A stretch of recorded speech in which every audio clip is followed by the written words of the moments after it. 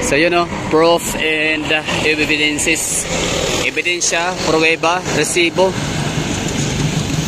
Para sa mga nasasabing hindi totoong magagaling ang mga Duterte. So ito ho yung ano namin ha. Solid resibo, ebidensya na sila yung magagaling ng mga leader sa Davao City. And of course, Davaoenyo, of course, magaling din sila magdesisyon. Magaling silang pumili ng kanilang leader. Ang dami namang mga tumatakbo ritong mayor, hindi lang naman ni Duterte. Yung mga nasasabi na ginagawang negosyo ng mga Duterte ang politics, hindi naman totoo yun. Sadyang kailangan lang talaga naming mga taga Davao ang mga Duterte, kaya paulit-ulit namin silang binoboto. Paulit-ulit namin silang iniloklok sa pwesto para kami ay pangunahan, no? Para kami ay i-lead, i-guide ang mga taga Davao. So ito naman, kita nyo na, di ba? Napaka-disiplinado ng mga tao rito.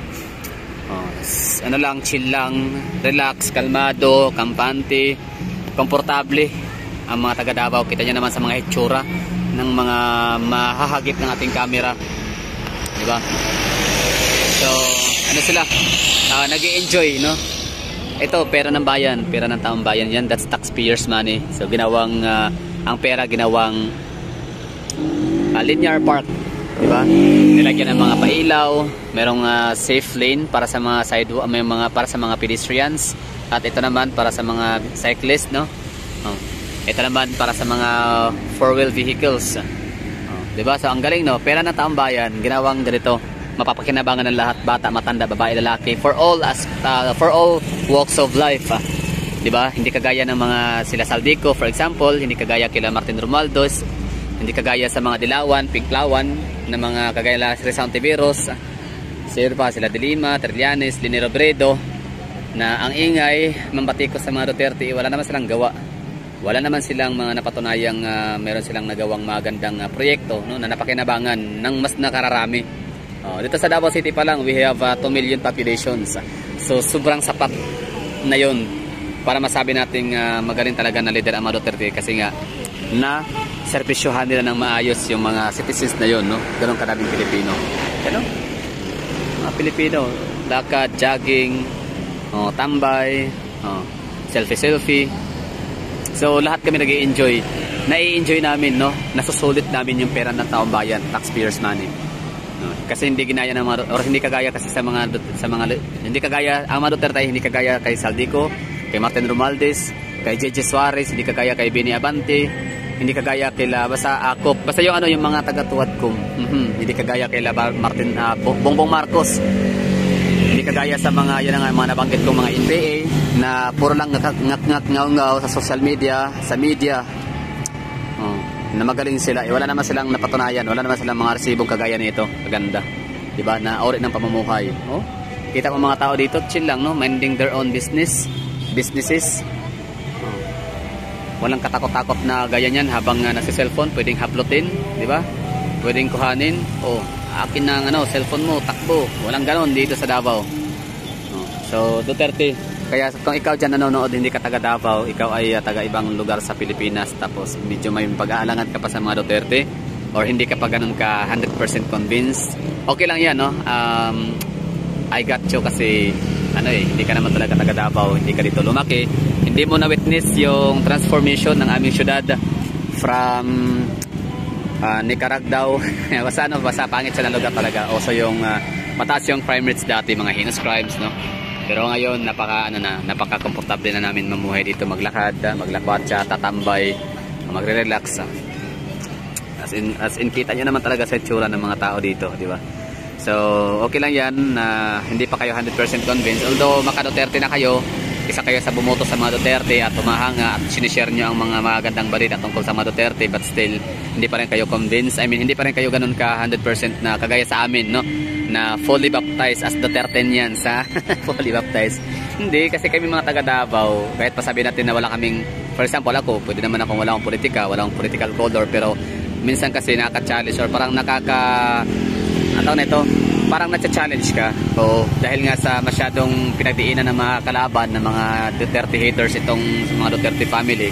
So parang wala akong tuloy choice, no, kundi mag-retaliate gamit ang ating camera, gamit ang aking personal knowledge and personal experience as a Davaoenyo myself, no. Kaya nagtutunog akong DDS, nagtutunog ako na solid diehard Duterte supporters. So, ang masasabi ko doon, siguro totoo, tama. Kasi di naman talaga nakakaya maging DDS. Oh? Ikakaya mo ba to? Ganda ng syudad, di ba? Ito, maliit lang to na portion ha. Davao City, hindi, sa mga hindi pa nakakalam, baka meron pa na Davao City is the largest city in the Philippines in terms of land area, third largest city in terms of population, and fifth wealthiest city or fifth largest city in terms of economy, no? So, number 5, okay? Largest city in the Philippines in land area, third largest city in population, fifth largest city in economy. No, yun ha. So, ikakahiya mo pa ba yun? Sa sobrang lawak, sobrang laki ng Davao City. Itong nasa video ngayon is napakaliit na portion lang ho ito. Oo, para sa napakadami pang mga lugar na dapat naming ipakita sa inyo na nagagawa yun ng mayor ng Duterte lamang. Hindi yan magagawa ng ibang mga leader. Kasi nga, self-vested interest yung mga inuuna ng inyong mga mayor ninyo dyan. And I'm so sad, no? Nalulungkot ako para sa inyo. Kasi nga, isa rin kayo sa mga taxpayers money. Matagal na kayong kumakain, bumibili sa mga grocery, lahat yan mayroong mga valued added tax at iba mga professional, no? Mga teacher ba kayo dyan, police, o ano man yung mga trabaho ninyo, so automatically deducted na yung inyong mga sahod, no? So yung 30,000 na sahod, magiging ano na lang, di ba? Nababawasan na siya ng ilang libo na imbis na pambili na ng bigas o pampandagdag sa ulam o pang-alawan sa mga anak, hindi na kasi ando na nga sa tax o ando na sa BIR. So ang ginawa, yun, kinukurakot lang ng mga buwakang mga hinayobak ng mga buhaya natin sa Kongreso. Di ba? Tsaka ito nga sa Malacanang, no? So kinukurakot nila. So nakalungkot lang ako, nalulungkot ako para sa inyo kasi nga gaya sa amin, uhaw din kayo ng pagbabago, uhaw din kayo ng magandang serbisyo ng politiko. Which is kami dito sa Davao City, we feel so blessed kasi nga meron kami nun, nabiyayaan kami, no? We're so blessed and gifted, no? Ng mga magagandang leader, magagaling na mga leader. So that's the Duterte family. Kaya ang ganda ng lugar namin, safe kami na mamamasyal dito. Ang bag namin talagang nasa likodan, hindi naman kailangang ilagay sa dibdib. Di ba? Mga babae, mga magaganda, mga sexy. Okay lang maglakad kahit oras ng gabi. Kasi nga ang unang-una, ang police visibility sa Davao City, andyan, grabe yung presensya. Kaya pag may presensya ang mga kapulisan, mga authority, mga law enforcer, yung natin, mga masasamang elemento ay takot yan sila magpakita, di ba? Takot yan sila, kailangan nila mag-behave. They have to behave accordingly sa policy, protocols, rules, and mga kung ano pang mga ordinances na meron sa Davao na umiiral talaga siya. For example, no smoking policy. Meron ka ba nakikita dito nag-yosi? Diba? Wala kang makikitang nag-yosi ho dito. Kasi nga, disiplinado na mga taga Davao. Yung mga hindi taga Davao, yung mga taga Subsargent, taga Davao Region, Caraga Region, taga Northern part of Mindanao. Yung mga yon, pag napupunta sila ng mga Davao, bit-bit at baon-baon nila yung kaalaman. Oo, yung idea, kaalaman na ang Davao City ay bawal magyosi kung saan-saan, bawal magtapon ng mga basura kung saan-saan, bawal magkalat dito, no? So, ibig sabihin, yung mga tao, pagpupunta sa Davao City, nagbabago, ina-adapt nila ang kulturang Davaoenyo. Kuha nyo? Yun, no? Ina-adapt nila ang kulturang Davaoenyo na yan na nga, hindi basta disiplinado. Maaari sa kanilang lugar, walang disiplina ang mga tao kasi nga wala naman talagang umiiral ng mga batas. Pero dito sa Davao City, well implemented ang mga city ordinances dito. Mga bans, no? Mga jaywalking, ganun. So, may ngipin, may pangil, no? Or may talim ang batas namin dito, kaya everybody is following. Ganun. So, napakaswerte namin ng mga taga Davao dahil sa mga ganyang bagay. Meron kami. So, kami mga taga Davao na lang ang bahalang mag-promote sa mga Duterte at sa Davao City. Na yan nga, take it from us mga taga Davao, na ang mga Duterte is magaling talaga. You can never go wrong with the Dutertes. Although, yan nga, nagkamali tayo sa pagboto kay BBM dahil nga kay VP Sara Duterte, pero yan nga, kumbaga lahat naman tayo nagdusa, lahat tayo nagsuffer. Wala tayong magagawa dyan, di ba? So, kahit nga sila mismo, no, pamilya nila, nagdurusa din, di ba? Sila nga, pinaka will time, big time, no? Sila yung pinaka big time na nagdurusa kasi yan nga, yung tatay nila matanda na, may edad na, daming nagawa sa Pilipinas, hindi lang sa Davao City. Pero ang ginawa ni Marcos ay pinakidnap, no? At yun, pinadlock doon sa dahig kahit wala pa naman, hindi pa naman convicted, wala pang kasong na isampa, wala pang napatunayang may kasalanan ng tao. Kahit interim release, yung ano parang piyansa, kung dito yan, di ba, piyansa. Pero doon kasi interim release, hindi siya napagbigyan. Hindi naman yung tatakas yung tao, tsaka hindi naman yan sila mga multi-billionaires itong mga Duterte para meron silang kakayahang magtago sa ibang planeta like Mars, Jupiter, Uranus, di ba? Uranus ba? Anyway, so yun. Di ba? Pero pinakulong nila, hindi nila pinalaya pansamantala. So grabe ang kalupitan na ginawa ng gobyerno ng Bongbong Marcos sa mga Duterte family, kaya wala na tayong dapat sisihid pa. Well time, big time. Pero ulitin ko, kahit anong mga larangan ng politika na tatakbo itong mga Duterte, kahit anong suportang hihingin nila sa atin, ipagkaloob na natin, ibagay na natin, kasi we can never go wrong with the Dutertes. Kasi ito nga, kami mga taga Davao City is the living proof, the living witnesses, no, na makapagsabi na talagang maayos ang pag-lead nila sa amin, no, sa aming syudad. Talagang transform nila ang Davao City from nothing into something. So world class na tayo. So shout out natin yung si Adobong Tangpogo. Nakakahiya daw, no, sa mga taga Davao or bilang Pilipino. Nahihiya, bilang Pilipino daw siya nahihiya.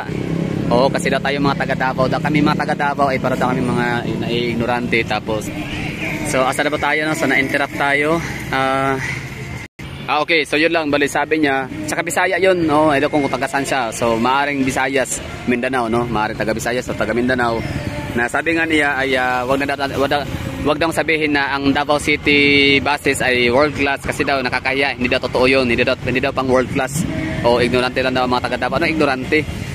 First time in the Philippines yan na magkakaroon ng ganyang city bus na lowered, na mayroong mga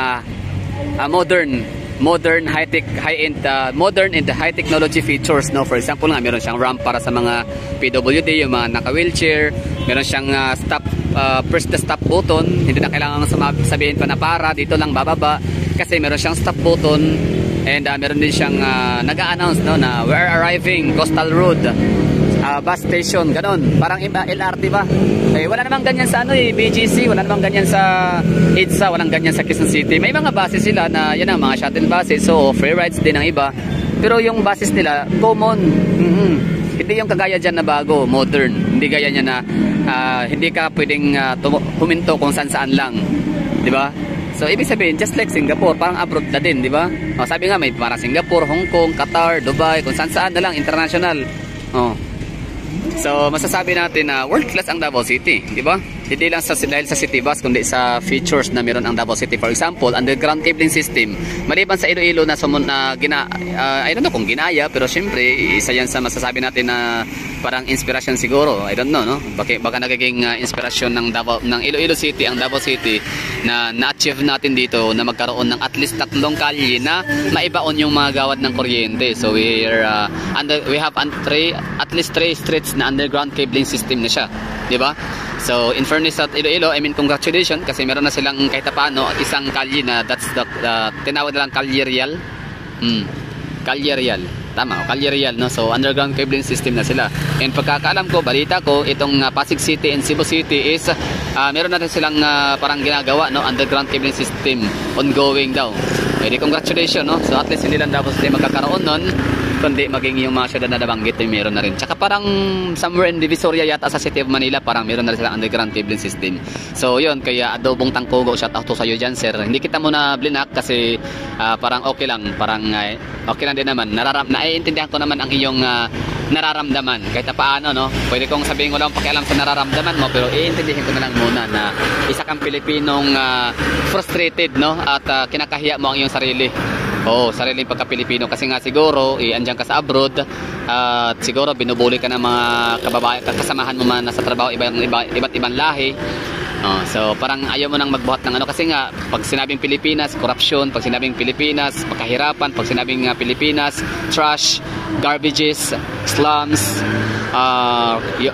crime rates mataas, heinous crimes, snatching, mga may mga area sa Cebu, area sa Angeles City. Ano ba tawag diyan? Red District, no? Maraming mga ganon, mga sex workers. Mga nagbebenta ng nagbebenta ng serbisyong ganon, no? So I got you, I get it, no? Bakit? I get it why you feel like that, no? Na nakakahiya na mag-flex. So ikaw, mahihiya ka talaga kung tagasang ka man, no?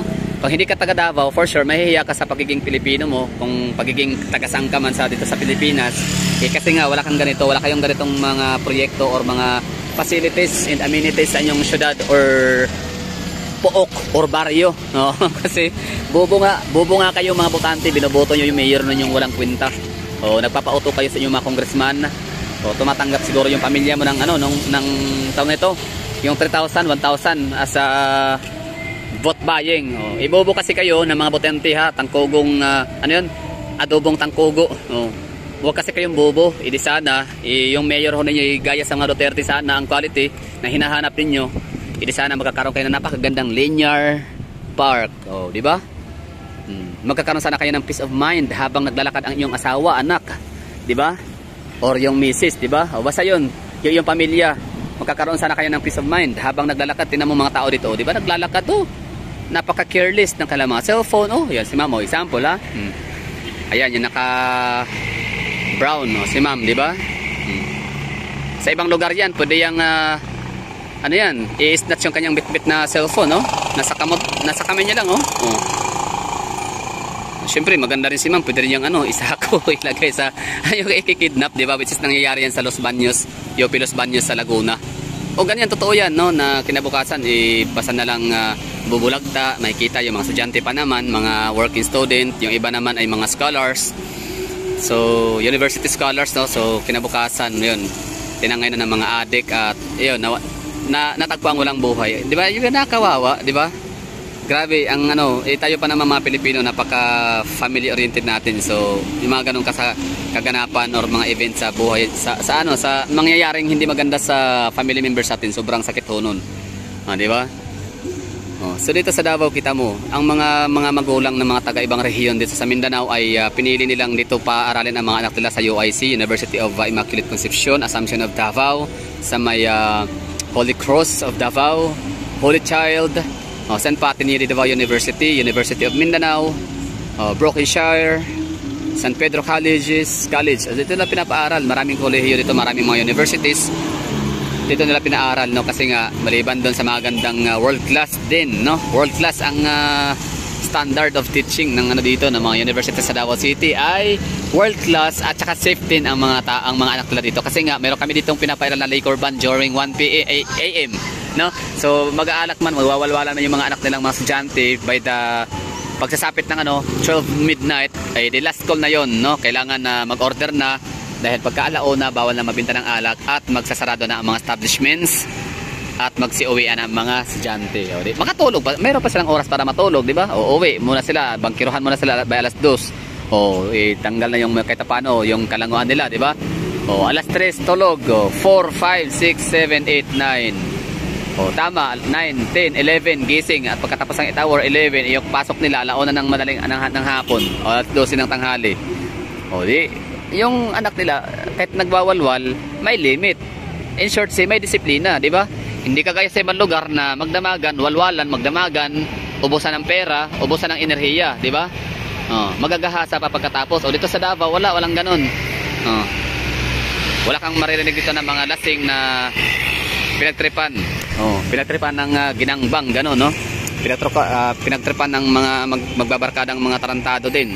Walang ganun ditong balita. Diba? So yun ang namin dito, greatest flex, no, sa Davao City, yung kaayusan, yung safety and security. Tapos magagandang mga features gaya nito, yun ang mga namin, mga parks, linear parks, ang dami. Basta sobrang dami, hirap talagang i-vlog isang beses lang. Kaya nga ang ginawa namin paulit-ulit, pabalik-balik kasi ang dami talaga mga spots and locations sa Davao City na talagang worth flexing for. Yun nga lang ay tipid sa oras, kapos sa oras, no? At pagkakataon, kaya paulit-ulit pabalik-balik kami dito na nagpa-vlog sa mga location, mga lugar. So hindi yan maintindihan ni Tangkogo na adobo kasi wala di ko alam kung anong lugar niya dito sa Pilipinas, basta Bisaya siya, somewhere in Visayas and Mindanao. So hindi niya magigets yun, hindi niya maintindihan yung ginagawa namin mga taga Davao City, bakit na lang namin ganyan pinopromote ang mga Duterte? Kasi ang mga Duterte, hindi kasi sila typical na mga politicians na nagyayabang. Hindi sila typical na politician na nagbubuhat ng bangko, nagsasabi ng kanilang mga achievements, di ba? Behave lang sila, trabaho na sila ng trabaho, wala silang ginagawa kundi magtrabaho.